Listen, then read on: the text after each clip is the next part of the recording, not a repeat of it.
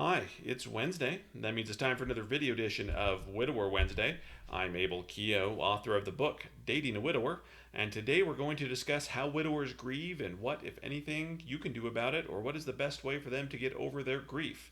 The reason for this is I get a lot of emails and I do a lot of coaching sessions and I see stuff on the Facebook group from girlfriends of widowers and wives of widowers who are dating a man that they love and he's still heartbroken, he's still grieving, and they want to know what they can do, if anything, to help. And so we'll discuss that today. And so the first thing you need to know about this is men don't grieve like women, and it doesn't help them for the most part to move forward to talk about their feelings or to talk about how they're doing. Talking is not the primary way most men bond. I know that it's different with females. Females, for the most part, again, they like to talk and associate, and that's the way that they get their feelings out. And it's also a big reason, the fact that the widowers don't like to talk about it because that's not really how they bond and move forward. That's a big reason a lot of them don't like to do therapy and stuff like that. So you're asking, well, what helps them? What does men do to help them bond and to help them, get these feelings out and figure things out? And really, the answer is doing shared activities and preferably with other men. That's right. The best way for men to figure out their grief and work through it is to do activities with other men. Now, these men don't have to be widowers or even have to have experienced any kind of loss in their life. What they need are good friends. So let me give you a personal example. If you've read my memoir, Room for Two, I actually talk about going to Arizona twice to see a friend of Brent. We spent some time together. I'm on my first trip there. I think I went for 3 days. It was like right after the new year, I think. So it was nice and warm. It was like 70 degrees. It was like the beginning of January. It was like 70 degrees in Arizona. Perfect weather. We spent, I want to say, 2 or 3 days together. We just spent some time doing fun things. We went to movies. I think we went. I don't know. We did some hiking. Just kind of just did things. And this is somebody I hadn't seen in years, and we were good friends back in the day. And we just spent a lot of time just hanging out and having fun. Now, during that 2 or 3 days there, you know what? I did talk about Krista, and I think for the entire time I was there, it was maybe 20 minutes of talking. I talked to him one of the nights we were there, and I kind of told him what happened to Krista, and I told him some things that I hadn't told anybody else up to that point. And if you want to know what they are, by the way, you got to read Room for Two. And then I even went back in June, I guess it was. I went back in June that same year. We went to some baseball games, hung out, did some more stuff. Again, just some bonding kind of things. And honestly, but going back to it, that 20 minutes I spent with Brent talking about Krista was the most healing thing I think I had done, and probably ever. I look back at my whole grieving process.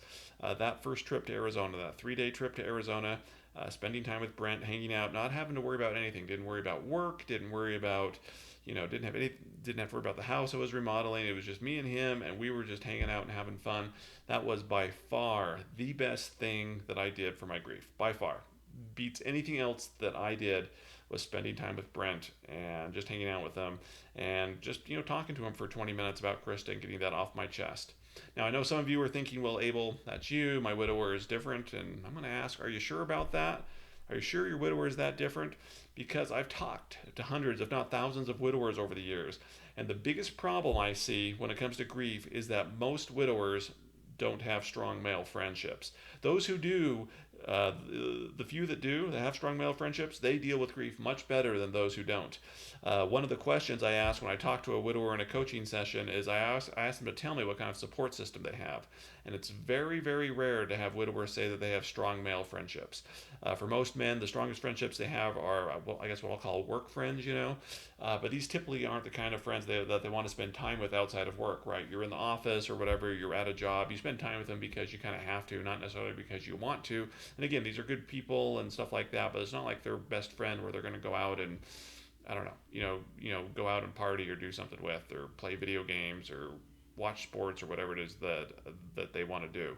But honestly, what men need to do, or especially widowers, is they need to spend time with men. And then these men they spend time with, they don't have to be widowers. They can be brothers. They can be a father, a cousin, a friend. And the activity doesn't do so much really doesn't matter what it is, as long as they're both enjoying it. So they could go out golfing, they go camping, hunting, they can play video games, fix cars, play poker, they can watch sporting activities or even participate in sporting activities.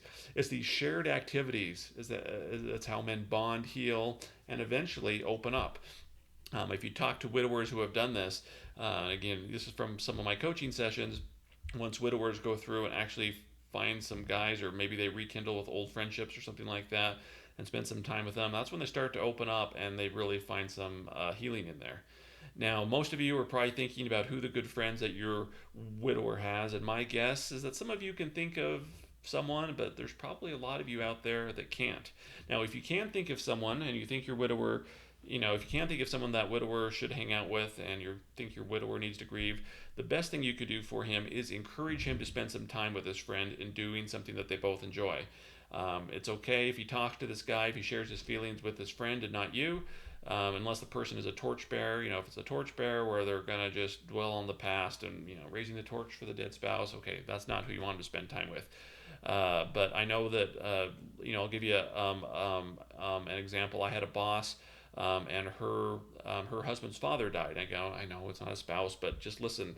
And he was kind of moping around and having a hard time with this, and she didn't know what to do. And she comes to me because she knew that I write relationship guides and stuff. And I said the best thing that your husband can probably do. I knew my boss and her husband pretty good, and I just kind of looked at her and said, well, it seems like your husband likes to go camping a lot. What he needs to do is go out with some friends for a weekend and just go camp and just kind of forget about things. And so I said, maybe suggest that he does that. And so she went home and suggested it. And a few weeks later, he went camping, and she came back and told me he's like a different guy now. He went out and did this thing, and I don't even know what they talked about or what they did, but he's doing a lot better now.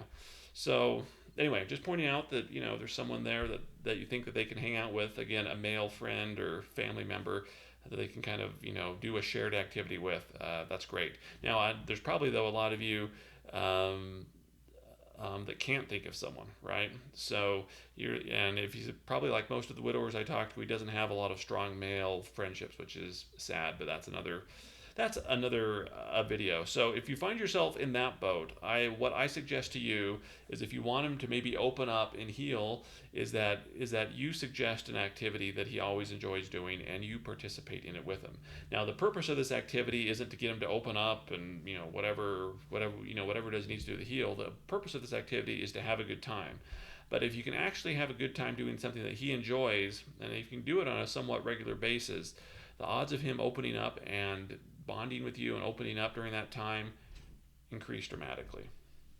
Okay, so why do I suggest this? Why do I suggest that if he doesn't have a male friend to go out and do this, do a shared activity with him, is because you're speaking a language that he understands, all right? And the language that men understand when they're with other guys is, let's go out and do something together, right? Whatever that is, we're going to go out and do it together, and that's how we're going to bond and do it. So again, if you can go out there, again, the whole purpose of this is to have a good time. The purpose of this is not a therapy session, but if you can speak his language and try to bond with him in a way that he'll understand, eventually he'll talk in a language that you understand. Eventually he'll open up to you and figure something out.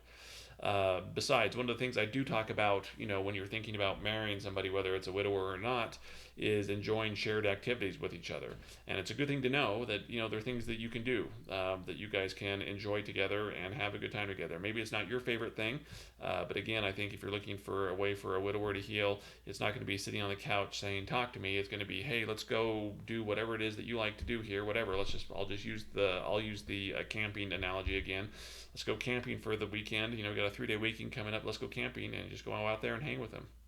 Let him put up the tents and make dinner and go hiking or whatever it is that he wants to do. Let him do it. And I think if you can do that, and you're doing it, again, your motivation for this isn't a therapy session, but your motivation for this is that you do love him and want him to have a good time. I think you'll find that he opens up to you. Now, I know there's also some of you that are thinking, well, what about therapy? And should he go to therapy? And I say, yep, there's a time and a place for therapy, just like there's a time and a place for coaching sessions and everything else. But the issue with therapy, and I see this all the time, is that not all men are open to talking to a therapist or a counselor, or even me for that matter. That's just not the way. That's not a language they understand. They feel uncomfortable doing it. I think and again, you always run into the chance that you get a bad therapist and things go worse, for example.